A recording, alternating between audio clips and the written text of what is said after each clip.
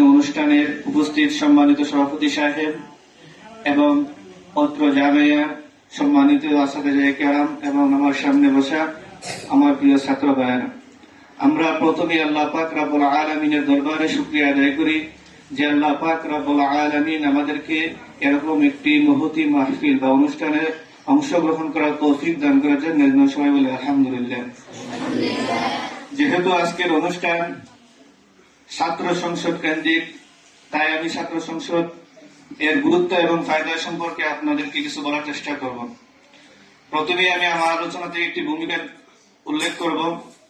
আল্লাহ পাক রব্বুল আলামিন দুনিয়াতে যে সমস্ত নবীদেরকে প্রেরণ করেছেন তাদেরকে উম্মাহর কাজে দাওয়াতের আগে আল্লাহ পাক রব্বুল আলামিন উনার পক্ষ থেকে কিতাব নাজিল এবং ফেরেশতাদের মাধ্যমে ওই নবীকে পূর্ণ জ্ঞান দান করেছেন।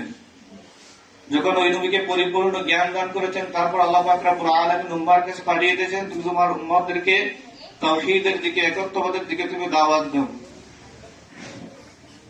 আদম আলাইহিস সালাতু ওয়াস সালাম থেকে শুরু করে সেই ধারাবাহিকতায় হযরত মুহাম্মদ সাল্লাল্লাহু আলাইহি ওয়াসাল্লাম পর্যন্ত প্রত্যেক নবীদেরকে আল্লাহ পাক রব্বুল আলামিন আল্লাহর পক্ষ থেকে ইলমে দ্বীন শিক্ষা দান করেছেন। তারপর উম্মাহর খেদমতে পাঠিয়ে দিয়েছেন, তুমি তোমার উম্মতদেরকে গুমরাহের পথ থেকে হেদায়েতের রাস্তায়, সিরাতুল মুস্তাকিমের রাস্তায় দাওয়াত প্রদান করো। আল্লাহ রাসূল সাল্লাল্লাহু আলাইহি ওয়াসাল্লামের পূর্বে অনেক নবী ছিলেন। নবীদের ইন্তেকালের পর সেই অসমাপ্ত কাজগুলো নবীরা পরিচালনা করতেন, কিন্তু আল্লাহ রাসূল সাল্লাল্লাহু আলাইহি ওয়াসাল্লাম বলেন, আনা খাতামুন নাবিয়্যিন লা নাবিয়্যা বাদি, আমি হলাম শেষ নবী, আমার পরে কোনো নবী নেই। অর্থাৎ রাসূল সাল্লাল্লাহু আলাইহি ওয়াসাল্লামের যে দাওয়াতি কাজগুলা, এই কাজগুলা পরবর্তীতে পরিচালনা করার জন্য কোনো নবী আসবেন না। তাহলে এই কাজটা কাদের? আল্লাহ রাসূল সাল্লাল্লাহু আলাইহি ওয়াসাল্লাম অন্য হাদিসে বলেন, আল উলামা ওয়ারাসাতুল আনবিয়া, আলেমরা হলো আনবিয়া কেরামের ওয়ারিস। অর্থাৎ পূর্ববর্তী যুগে যেভাবে এক নবীর পর অন্য নবী সেই দাওয়াতি কার্যক্রম পরিচালনা করতেন, এখন যেহেতু রাসূল সাল্লাল্লাহু আলাইহি ওয়াসাল্লামের উপর কোনো নবী নাই, সেই হিসেবে এই দায়িত্বটা আল্লাহ রাসূল সাল্লাল্লাহু আলাইহি ওয়াসাল্লাম আলেমদেরকে বসিয়ে দিয়েছেন যে তোমরা উম্মাহর হেদায়েতের দায়িত্ব পালন করো। সেই হিসেবে এই দায়িত্বটা আমাদের কাছে এসে পৌঁছেছে। বর্তমানে যারা আমরা আলেম আছি বা ভবিষ্যতে যারা আমরা আলেম হব, তাদের কাছে আমাদের প্রথম কাজ হলো, যেভাবে আল্লাহ পাক রব্বুল আলামিন উম্মাহর দাওয়াতের কাজের পূর্বে আল্লাহ পাক রব্বুল আলামিন আল্লাহর প্রত্যেক নবীদেরকে ইলমে দ্বীন পূর্ণভাবে শিক্ষা দিয়েছেন, তারপর উম্মাহর খেদমতে প্রেরণ করেছেন। ঠিক আমাদেরও এই কাজ যে আমরা আগে পূর্ণভাবে ইলমে দ্বীন শিক্ষা করব এবং উম্মাহর খেদমতে চলিয়ে যাব। বর্তমান সময়ে উম্মতের যে খেদমত রয়েছে, এর মধ্যে অন্যতম একটা খেদমত হলো ওয়াজ নসিহতের মাধ্যমে উম্মতকে সঠিক পথ প্রদর্শন করা, সিরাতুল মুস্তাকিমের পথ প্রদর্শন করা। ওয়াজ নসিহত করতে গিয়ে সুন্দর ভাষার অনেক ভূমিকা রয়েছে। যদি আমাদের ভাষা সুন্দর না হয়, আমাদের উপস্থাপনা সুন্দর না হয়, কথা বলা সুন্দর না হয়, তাহলে আমাদের কথাগুলো শ্রোতারা গ্রহণ করবে না। আর শ্রোতারা যদি গ্রহণ না করে, শ্রোতারা বা উম্মাহ বা মানুষেরা হেদায়েতের রাস্তা পাবে না।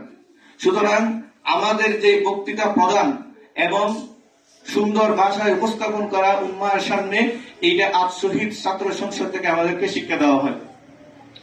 আমাদের কাজ আমরা নিজে ইলমে দ্বীন শিক্ষা করা এবং সমাজের মানুষদেরকে সেই ইলমে দ্বীনের আলো ছড়িয়ে দেওয়া।